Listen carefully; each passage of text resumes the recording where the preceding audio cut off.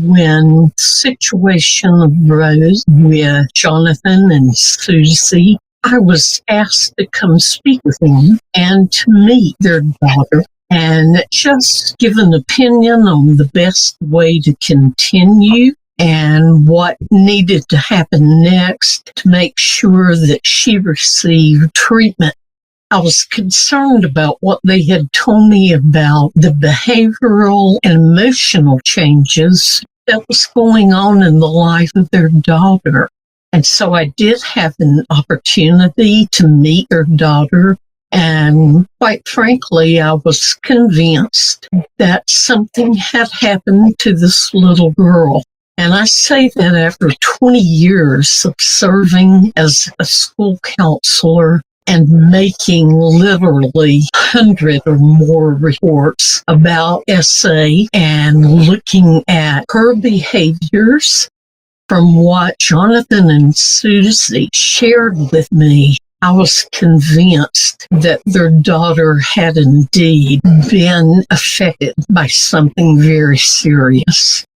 And so I encouraged them to immediately get her to a counselor.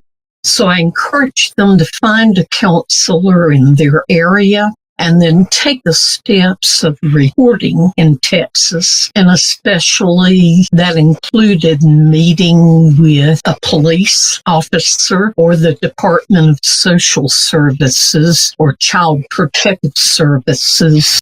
From the time that I first saw her, she was just simply closed down as much as any child that I've ever worked with. And it really broke my heart when I had to say to her parents, yes, I think you are right. Something has happened to your daughter.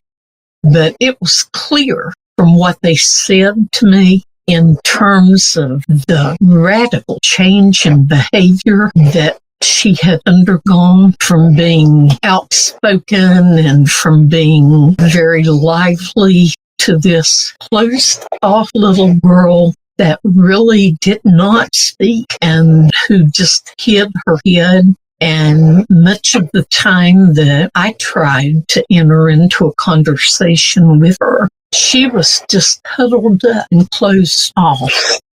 I was terribly concerned about her.